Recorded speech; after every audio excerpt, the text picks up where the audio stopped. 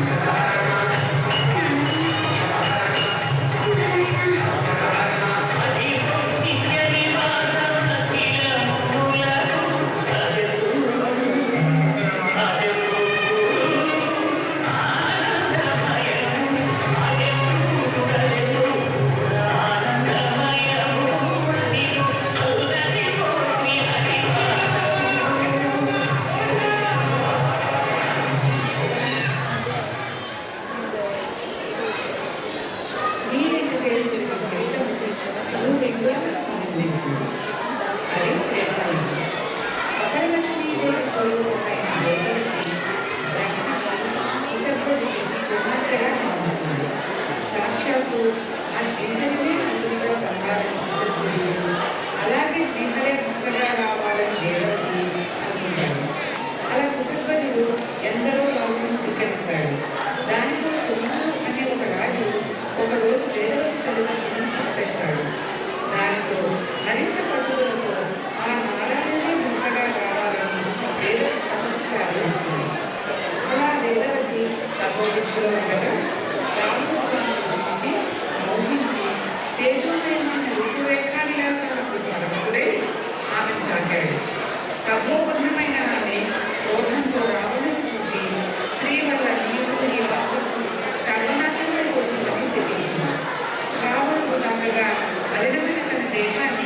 అగ్నికి ఆహుతి చేసింది. అగ్నిదేవుడు ఆమెని కాపాడాడు. రావణుడు సీతను అపహరించినప్పుడు అగ్నిదేవుడు సీతను రక్షించి వేదవతిని రావణుని వెంట లంకకు పంపించాడు. రావణ సంహారం తర్వాత శ్రీరాముడు వేదవతిని సీత అనుకుని అగ్ని పరీక్ష పెట్టాడు. వేదవతి అగ్ని ప్రవేశం చేసింది. అగ్నిదేవుడు సీతతో పాటు వేదవతిని కూడా రామునికి అప్పగిస్తాడు. రాముడు సందేహంలో పడతాడు. అప్పుడు సీతమ్మ తన కోసం ఎంతో శ్రమ కోర్చిన వేదవతిని భార్యగా స్వీకరించమని శ్రీరాముడికి విన్నవించుకుంటుంది. అది విని శ్రీరాముడు ఇబ్బందిలో పడ్డాడు. అప్పుడు శ్రీరాముడు ఈ జన్మలో నేను ఏకపత్ని వ్రతుడను అని, మరో జన్మలో ఈ వేదవతి ఆకాశరాజు పుత్రి పద్మావతిగా అవతరిస్తుందని, నేను శ్రీనివాసుడనై ఆమెను వివాహం చేసుకుంటానని సీతమ్మకు మాటిస్తాడు. ఇక ద్వాపరయుడు. ఇక్కడ కృష్ణుడి యొక్క పెంపుడు తల్లి అయిన యశోదాదేవి ఒకరోజు కృష్ణుడితో, నాయన, నేను నిన్ను పెంచి పెద్ద చేశానా తప్ప నీ వివాహం ఒకటైనా చూడలేకపోయాను అని బాధపడుతుంది. అప్పుడు కృష్ణుడు తన అమ్మతో, అమ్మ, బాధపడకు, నువ్వు నా కళ్యాణం చూడటమే కాదు, దగ్గర ఉండి జరిపిస్తావు, ఇది రాబోయే యుగంలో జరుగుతుంది అని మాట ఇస్తాడు. అలా యశోదాదేవి కలియుగంలో బకుళామాతగా అవతరిస్తుంది. ఇక కలియుగం మహాభారతం అయిపోయిన తర్వాత మొదలైంది. కలి ప్రవేశించగానే మనుషులలో మంచితనం, నైతిక విలువలు మారిపోసాగాయి. మునులందరూ కలిసి కశ్యప ప్రజాపతి ఆధ్వర్యంలో ఒక యజ్ఞం చేయాలని సంకల్పించుకున్నారు. ఇక కలియుగంలో ఏమైందో చూద్దామా?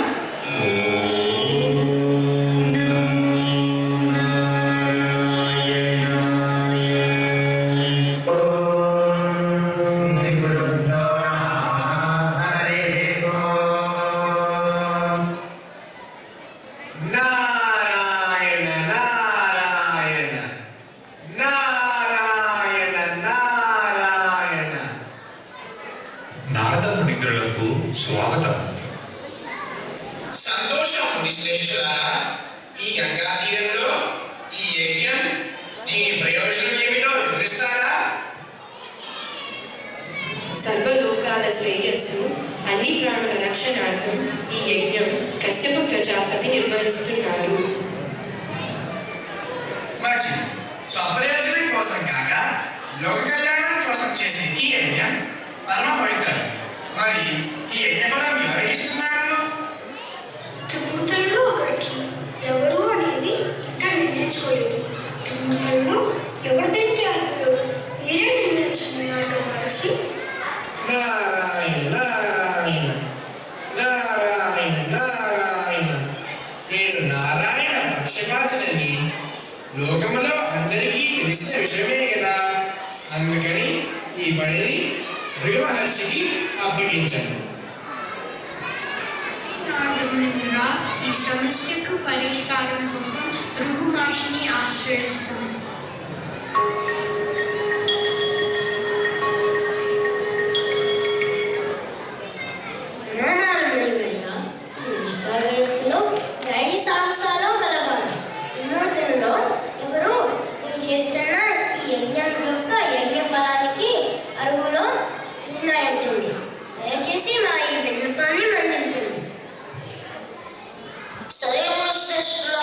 మీరు అప్పగించిన పనిని నేను చేస్తాను. ఇప్పుడే ఆ త్రిమూర్తులను దర్శించి ఎవరు అన్ని విధాల అర్హులో ఎన్నిక చేస్తాను. లోక కళ్యాణం జరగబోతోంది. ఈ భృగమహర్షి పాదంలోని నేత్రముతో ముక్కంటి ముక్కోపి నారాయణ, నా వంతు పని నేను చేశాను. ఇప్పుడు ఇంకా ఏం జరగనుందో? నారాయణ నారాయణ నారాయణ నారాయణ.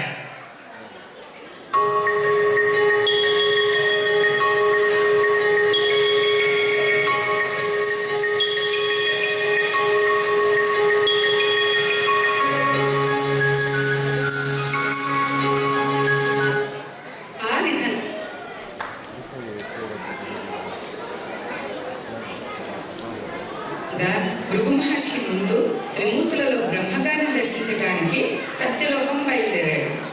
అక్కడ బ్రహ్మగారు, సరస్వతీదేవి ఆనంద పరవశులై ఉన్నారు.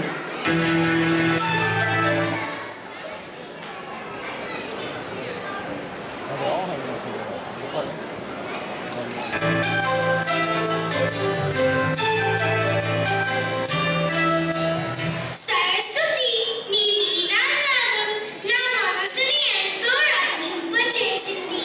అందమే నా కలలకు పరమావతి స్వామి. ఏమిటి ఆనందం? నా రాకనైనా పట్టించుకోకుండా ఏమిటి నిర్లక్ష్యం? ఓ బ్రహ్మ, సృష్టికర్తనన్న గర్వంతో నీ భార్యతో కలిసి నన్ను కానుక అవమానించావు. ఇకపై నీకు భూలోకంలో ఎక్కడ ఆలయాలు గుర్తుండకూడదు. అలా బ్రహ్మగారిని శపించాక అక్కడి నుంచి బ్రహ్మర్షి కైలాసానికి బయలుదేరాడు.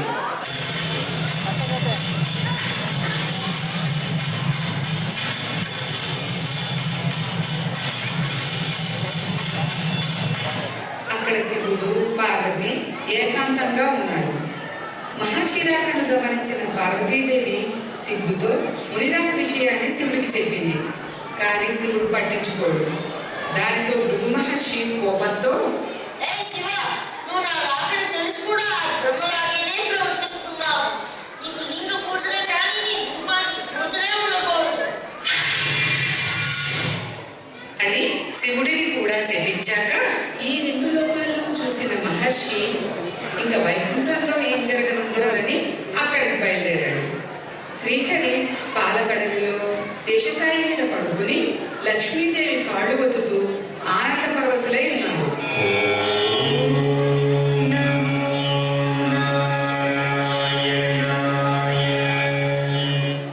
లక్ష్మి, నా హృదయంలో ఉన్నది నీవే. నిన్ను లేని నన్ను నేను ఊహించుకోలేను. స్వామి, మీ వక్షస్థలం నా నివాసం కదా. అక్కడ నేను కాక ఇంకెవరు ఉంటారు? మిమ్మల్ని వదిలి నేను ఉండలేను. అలా ఆనందంలో ఉన్న శ్రీహరి శ్రీ మహాలక్ష్మిని చూసిన మహర్షి, ఈ శ్రీహరి కూడా ఇంకా వేరే చెప్పాలా? కాంతాదాసుడే. ఈ ముగ్గురే.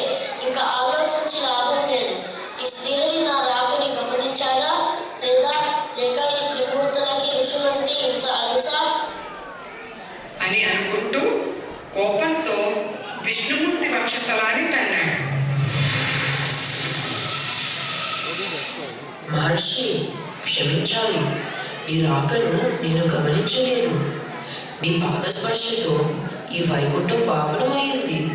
ప్రయాణ బలనికతో మీ పాదాలు ఎంత అలసిపోయాయో నేను నీ సేద తీరుస్తాను. అలా అంటూ మహర్షి కాలు తన తొడ మీద పెట్టుకొని రాస్తున్నట్లు నటిస్తూ అరికాలులోని కన్ను నొక్కాడు. నారాయణ స్వామి, ఎంత పని చేశారు! నా పాదంలో కన్ను చిరిమి గర్వంతో నిన్ను దూషిన నా గర్వాన్ని అరచారు.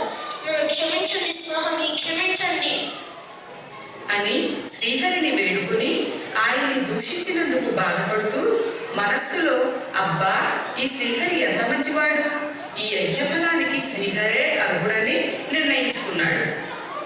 కానీ తన నివాసమైన శ్రీహరి వక్షస్థలాన్ని మహర్షి తన్నడంతో ఆగ్రహంతో శ్రీ మహాలక్ష్మి శ్రీహరితో, స్వామి, ఎంతటి మహర్షి అయినా నా నివాస స్థలమైన నీ వక్షస్థలాన్ని తన్ని నన్ను మిమ్ములను ఇద్దరిని అవమానించాడు ఈ భృగు మహర్షి.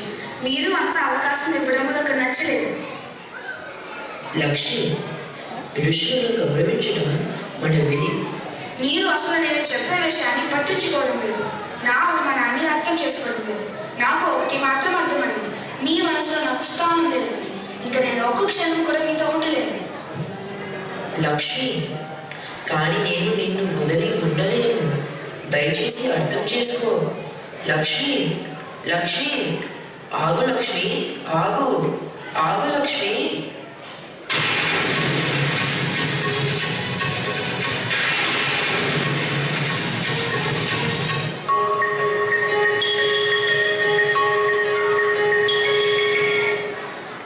శ్రీహరి ఎంత బతిమాలుతున్నా వినకుండా శ్రీ మహాలక్ష్మి వైకుంఠాన్ని వదిలి భూలోకానికి వచ్చేసింది.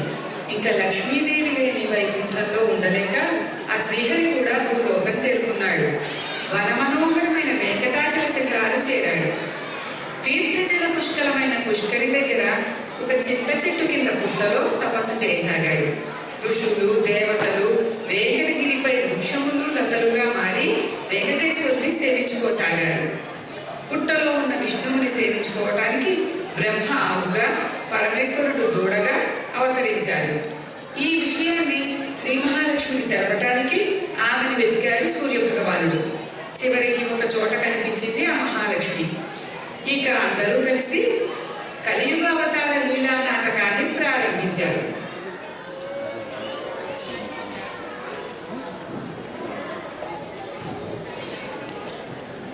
అమ్మా శ్రీ మహాలక్ష్మి, మీరు లేని వైకుంఠంలో ఉండలేక మిమ్మల్ని వెతుకుతూ శ్రీహరి కూడా భూలోకానికి చేరుకున్నారు. మీరు స్వామిని కలవండి. ఏమిటి, శ్రీవారు కూడా భూలోకానికి వచ్చారా? వారికి నాపై ప్రేమ ఉందా? అంత అబద్ధం. అంత ప్రేమ ఉంటే అప్పుడే ఆ అవమానానికి స్పందించేవారు కాదా? అమ్మ, ఆ శ్రీహరి సేవకుడు బ్రహ్మ ఆవుగా, పరమేశ్వరుడు దూడగా మారి భూలోకానికి వచ్చారు. మీరు ఆవుని తోడని దయచేసి చోళరాజుకు విక్రయించండి. సరే సూర్యుడివా, నా వంతు కర్తవ్యం నేను చేస్తాను. కానీ నా ఆగ్రహం ఇంకా చల్లారలేదు. అయినా మీరు చెప్పినట్టు నేను అంతవరకే చేస్తాను.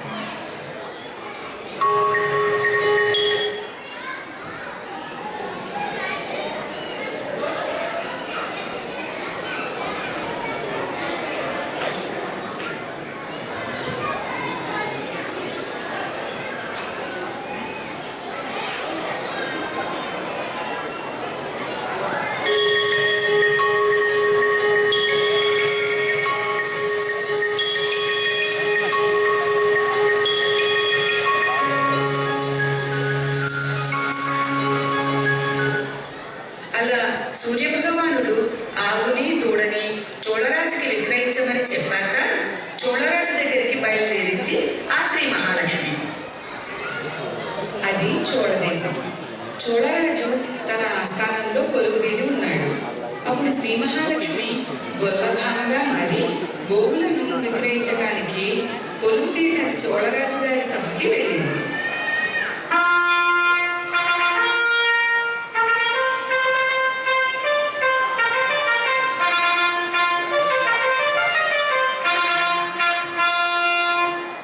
రాజుగారికి వందనములు.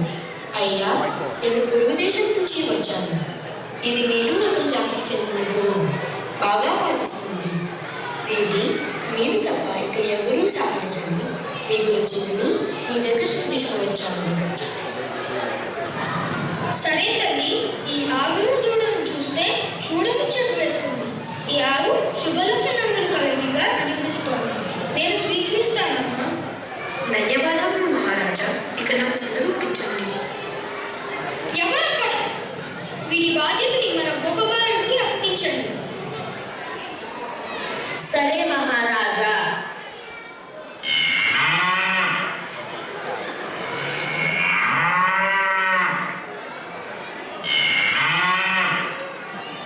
మహారాజు గారి గోపాలకుడు మిగిలిన ఆవులతో పాటు వీటిని కూడా రోజు మేత కోసం వెంకటగిరిపైకి తీసుకువెళ్ళేవాడు. ఆ ఆవు శ్రీహరి ఆకలి దప్పికలు తీరేలా పుట్టలోకి తన పాలధారల్ని వదిలేది. శ్రీహరి ఆ పాలను సేవించి తన ఆకలి దప్పికలను తీర్చుకునేవాడు. ఇలా ప్రతిరోజు జరుగుతూ ఉండేది. అలా కొన్ని రోజులు గడిచాయి. ఒకరోజు, గోపాల, ఈ ఆవుకి ఏమైంది? ఆ రోజు వచ్చి చెప్పిన గొల్లబామ మాట ప్రకారం మిగిలిన జాతికి చెందిన ఈ గోవు చాలా పాలు ఇవ్వాలి. కానీ రోజు రోజుకి పాలు తక్కువ ఇస్తుంది. నువ్వు సరిగ్గా మేత వేస్తున్నావా? ఏం చేస్తున్నావు? సరిగ్గా చూసుకో. సరే మహారాణి, నాకు అర్థం కావట్లేదు. రోజు అన్ని పసుపు మాత్రిక దీన్ని మేతకి తీసుకెళ్లి సమానంగా చూస్తున్నాను. మీరు చెప్పినట్టు ఏం తక్కువ చేస్తున్నానో చూసుకుంటాను. రేపు దీని మీద ఒక కన్ను వేసి ఉంచుతాను.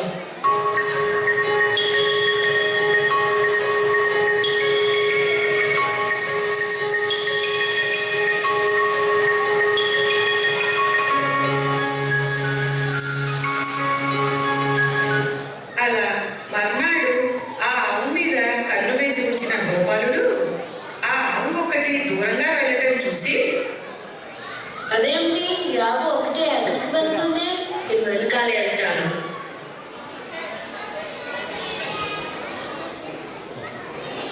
అని దాని వెనకాలే వెళ్ళాడు. అది చేస్తున్న పనిని చూసి, అమ్మావా ఇదాని పని రోజు విధంగా చేస్తూ పాలను నేలపాలు చేస్తున్నావా? అందుకని తక్కువ పాలు ఇస్తున్నావా? నువ్వు చేస్తున్న ఈ పనికి మహారాణి నన్ను మంత్రించారు. నువ్వు ఎంత చూస్తాను అని కోపంతో తన చేతిలోని కర్రని ఆ ఆవు మీదికి విసిరాడు.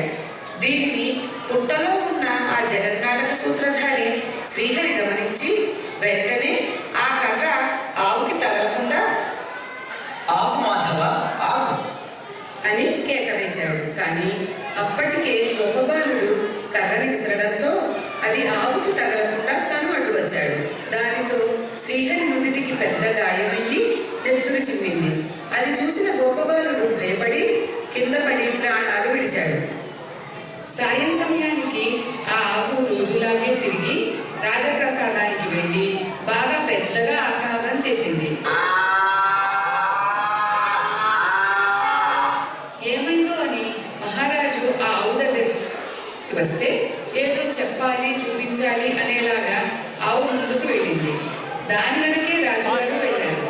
అలా వారు వెంకటగిరిపైని పుట్ట దగ్గరికి చేరుకున్నారు.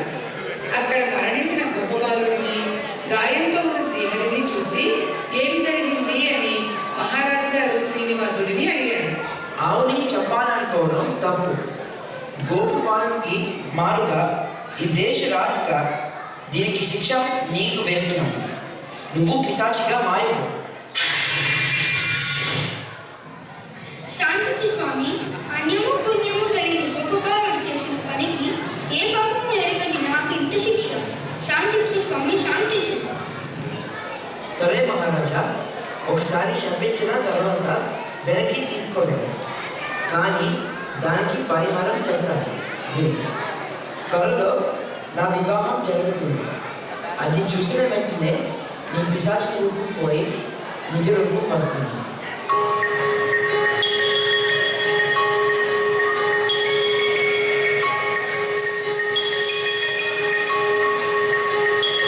ఆ తర్వాత శ్రీనివాసుడు పుట్టని వదిలి అక్కడి దగ్గరలో ఉన్న గ్రామానికి చేరుకున్నాడు. అక్కడ ఒక ఇంటి దగ్గర ఆగాడు. అమ్మా, ఎవరు తల్లి లోపల?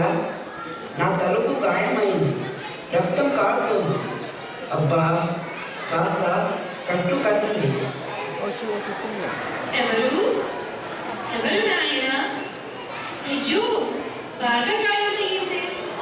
ఆగు ఆగు, కట్టు కడుతాను అని బకుళాదేవి తన చీర కొంగు చింపి కట్టుకడుతుంది. అలా కట్టాక శ్రీనివాసుడితో, నువ్వు ఎక్కడి నుంచి వచ్చావు? ఇంటికి వెళ్తావా? ఏమో తెలియదు తల్లి, నాకు నా బంధువులు ఎవరూ లేరు. అయ్యో, మరి ఏం పర్వాలేదు, నువ్వు నాతోనే ఉంటువు గాని. సరే అమ్మా, ఈ రోజు నుంచి నేను నీతోనే ఉన్నాను. ఇలా కొన్ని రోజులు గడిచాయి. ఒక రోజు నారదుడు ఆకాశరాజు దగ్గరికి వెళ్ళాడు.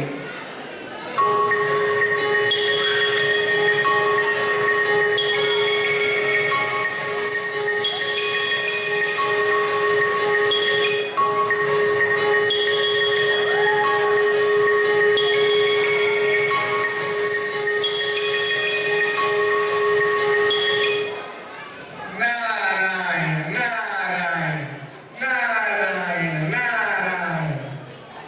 ఆశీనుడు కన్ని నారదు ఇంద్ర. ఎలా ఉన్నారు ఆకాశరాజా? నారదు మంత్రులకు స్వాగతం, సుస్వాగతం. ఎలా ఉంటాము స్వామి? మీకు తెలియని విషయమా? పిల్లలు లేని మేము ఎలా ఉంటాము? నాకు సంతాన భాగ్యం కలగదా స్వామి? చింతించు మహారాజా, తప్పక కలుగుతుంది. ఆ నారాయణ సంకల్పిస్తే మనమెంతా తప్పక నెరవేరుతుంది. శుభం కలుగుగాక. నేను వెళ్ళి వస్తాను మహారాజా. ధన్యుడని మునింద్ర.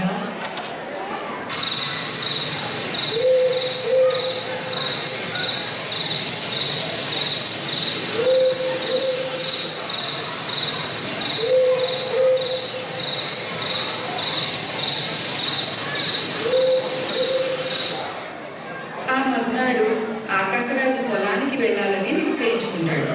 పొద్దున్నే లేచి విఘ్నేశ్వరుని పూజ చేసి నాగలిని ఎడ్లకు కట్టి పొలం దున్నడం ప్రారంభిస్తాడు. అలా దున్నుతుండగా ఒక చోట పద్మంలో ఒక పసిపాప కనిపిస్తుంది. ఆ పాపను తీసుకుని అది పరమాత్ముని ప్రసాదంగా తలచి తనకు పిల్లలు లేరు అన్న కోరిక తీరినందుకు ఆ పరమేశ్వరునికి అనేక అభినందనలు తెలుపుకుంటూ పద్మంలో దొరికిన కారణంగా ఆ పాపకి పద్మావతి అనే పేరు పెట్టి అల్లారుముద్దుగా పెంచుకోసాగారు ఆ ఆకాశరాజు దంపతులు. అలా పద్మావతి పెరుగుతూ యవ్వనంలోకి అడుగుపెట్టింది. ఒకరోజు శ్రీనివాసుడు సర్వాలంకార భూషితుడై అశ్వారోహణం చేసి వేటకు బయలుదేరాడు. దారిలో అడ్డు వచ్చిన ఒక మదపుటేనుగును తరిమాడు. అది పద్మావతి తన చెలికత్తెలతో విహరిస్తున్న ఉద్యానవనంలోకి వచ్చింది. ఆ తర్వాత ఏమైందో చూద్దామా?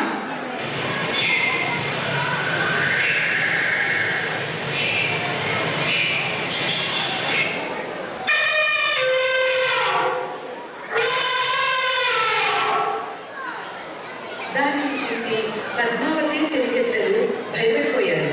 శ్రీనివాసుడు తన బాణంతో ఆ ఏనుగుని కొట్టి తరిమేశాడు. భయపడుతున్న వారితో, భయపడకండి, నా పేరు శ్రీనివాసుడు. ఇక్కడికి దగ్గరలోనే ఉంటాను. మీ రాకుమారి చాలా ఆనందంగా ఉంది. ఆమె పేరేమిటి? ఆ ఏనుగు బారి నుండి మమ్మల్ని కాపాడినందుకు మీకు ధన్యవాదాలు. తను మా ఆకాశరాజు పద్మావతి దేవి, మేము తన చెలికత్తెలు. అవునా? నాకు మీ రాకుమారి బాగా నచ్చింది. నేను ఆమెని వివాహం చేసుకుంటాను అని చెప్పండి. ఏమిటి ఆ పిచ్చి మాటలు? ఆమె ఎవరో తెలిసి కూడా మాట్లాడతావా? ఇక్కడి నుంచి తక్షణం వెళ్ళకపోతే పెళ్లి మాట్లాడుతుంచి దేహశుద్ధి జరుగుతుంది. సరే తర్వాత కలుస్తాను. అలా చెప్పి అక్కడి నుంచి వెళ్ళిపోయాడు.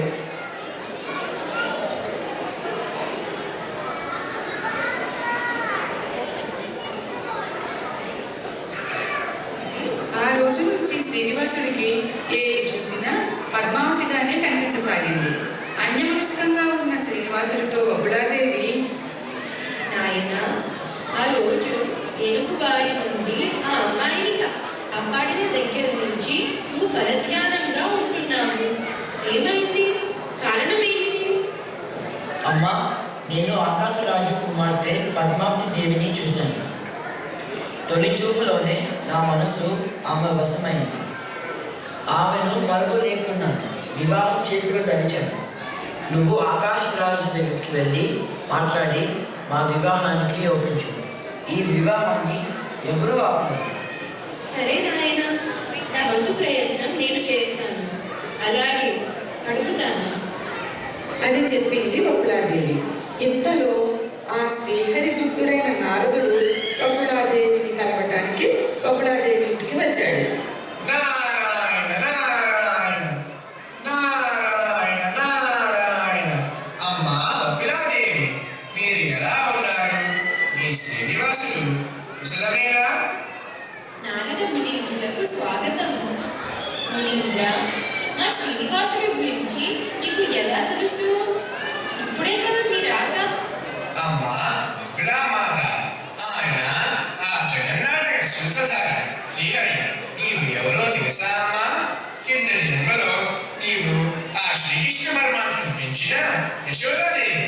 ఆ పరమాత్మని వివాహం చూడనందుకు ఈ జన్మలో నీ కోరికను తీర్చుకునే వరం పొందారు. ఆ ఆకాశరాజు కుమార్తె పద్మావతీదేవి సాక్షాత్ అపరలక్ష్మి స్వరూపమైన వేదవతి. వారి వివాహం నీ చేతుల మీదుగా జరగవలసి ఉంది. నేను అదే ప్రయత్నంలో ఉంటాను. ధన్యురాలిని స్వామి, నేను అదే ప్రయత్నంలో ఉన్నాను. తథాస్తు, వెళ్ళి వస్తానమ్మా. అలా ఆ శ్రీనివాసుడి వివాహం జరిపిస్తున్న ప్రయత్నంలో ఒకరోజు నారదుడు మళ్ళీ ఆకాశరాజుని కలవటానికి వెళ్ళాడు.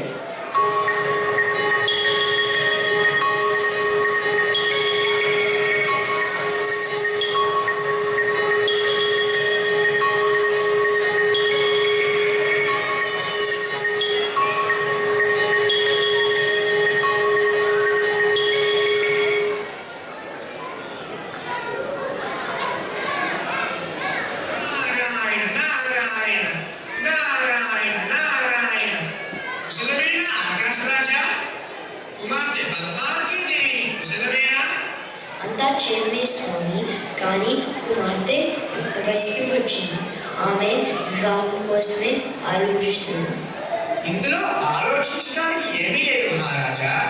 సాక్షాత్ ఆ శ్రీ మహాలక్ష్మి స్వరూపమైన పద్మావతికి శ్రీమన్నారాయణుడే వెతుక్కుంటూ భర్తగా వస్తాడు. మీకు త్వరలోనే కబురు వస్తుంది. ఆ కబురు నారాయణుడే పంపిస్తాడు. తప్పక ఒప్పుకోండి. అంతకన్నా కావాల్సింది ఏముంది నారాయణ? మీ నోట ఆ మాట విన్న తర్వాత నా మనసుకు ఎనలేని ఆనందం కలుగుతుంది ముంద్రా. సాక్షాత్తు ఆ నారాయణుడే నాకు అల్లుడిగా వస్తుంటే అంతకన్నా భాగ్యం ఏముంది స్వామి అని ఎంతో ఆనందపడిపోయాడు ఆకాశరాజు. ఇంతలో ఒకరోజు పద్మావతిని చూడాలని శ్రీనివాసుడు ఎరుకలసాని వేషంలో, అదే సోది చెప్పేవాళ్ళ వేషంలో వెళ్తాడు.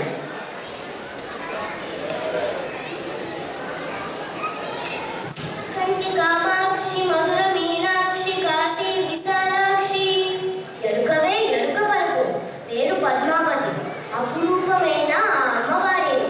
ఆ శ్రీనివాసుని చూసి మనసు పడ్డావే కూన, అతడు అచ్చంగా శ్రీ మహావిష్ణువేను, ఈ అమ్మ అతగాడి అర్ధభాగమేను. నేనంటా వెళ్ళగానే శ్రీనివాసుని తల్లి ఇటు వచ్చి పెళ్లి కబురందిస్తాది. ఈ పెళ్లి ఎల్లలోకాలకు పండుగేను తల్లి, కళ్యాణమే జరిగేనులే తల్లి. వెళ్ళి వస్తానమ్మ తల్లి, ఇంకా వెళ్ళి వస్తాను.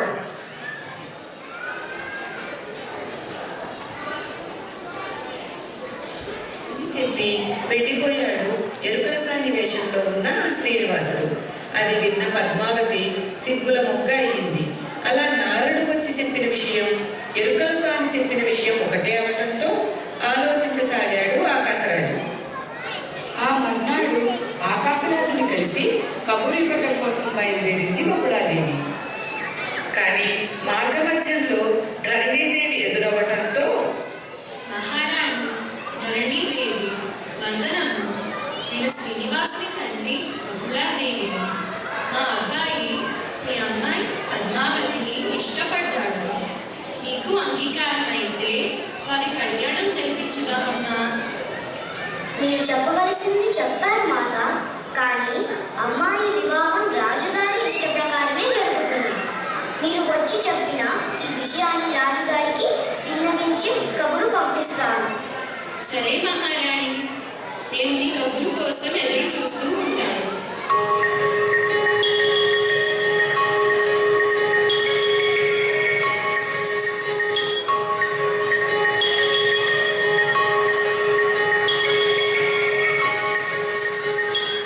శ్రీనివాసుడు వెంకటాచలంపై స్థిర నివాసం ఏర్పరచుకోవాలని అనుకుంటాడు. కానీ ఆ క్షేత్రం వరాహస్వామిది కావటం చేత ఆయన అనుమతి కోసం వెళ్తాడు. అతని వద్దకు వెళ్ళి, స్వామి ఆదివరాహమూర్తి, నీ క్షేత్రంలోని తిరుమలలో నేను నివసించటానికి అనుమతిని ప్రసాదించమని అడుగుతాడు. అలాగే శ్రీనివాస, తథాస్తు అని అనుమతి ఇస్తాడు ఆ ఆదివరాహమూర్తి. ధన్యవాదములు స్వామి, నీ క్షేత్రంలో నేను అందుకునే పూజలలో ప్రథమ పూజ నీకే జరుగుతుంది, ఆ తర్వాతే నేను అని మాట ఇస్తాడు ఆ శ్రీనివాసుడు. ఈలోపు శ్రీనివాసుడు తన వివాహ విషయం శివుడికి బ్రహ్మకు కూడా వినవిస్తాడు. అది విని వారు ఆనందించి సకల గణాలు సర్వదేవతలతో వచ్చి కళ్యాణం జరిపిస్తామని చెబుతారు. శ్రీనివాసుడు అక్కడ నుంచి కుబేరుని దగ్గరకు వెళ్ళి కళ్యాణ ఖర్చు నిమిత్తం ధనం అవసరమని, దానిని వడ్డీతో సహా కలియుగాంతం వరకు తీరుస్తానని అడుగుతాడు. దానికి కుబేరుడు సరేనని కావలసిన ధనం ఇస్తాడు.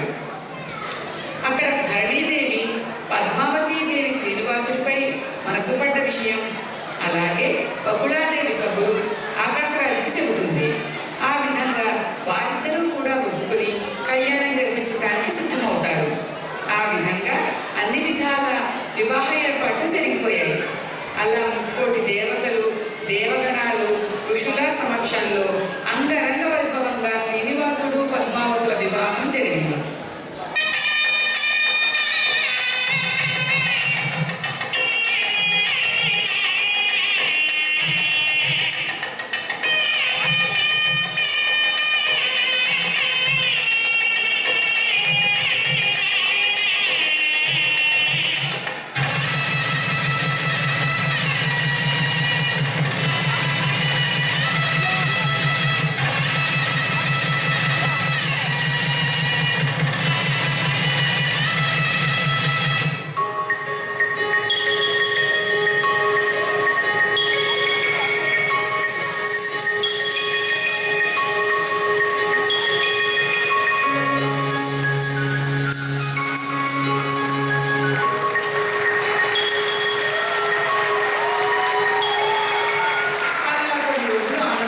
గడిచిపోయాయి. కానీ శ్రీనివాసుడు లక్ష్మీదేవి లేని లోటు మర్చిపోలేక లక్ష్మీదేవి కోసం తపస్సు చేశాడు. లక్ష్మీదేవి ప్రసన్నరాలవుతుంది. శ్రీనివాసుని కోరిక మేరకు స్వామిని వదిలి నేను ఉండగలనా అని స్వామి వెంట ఆనంద నిలయానికి వెళుతుంది. ఆ విధంగా శ్రీనివాస లక్ష్మీ పద్మావతులతో ఆనంద నిలయం మన కోసం స్వర్గధామం అయ్యింది.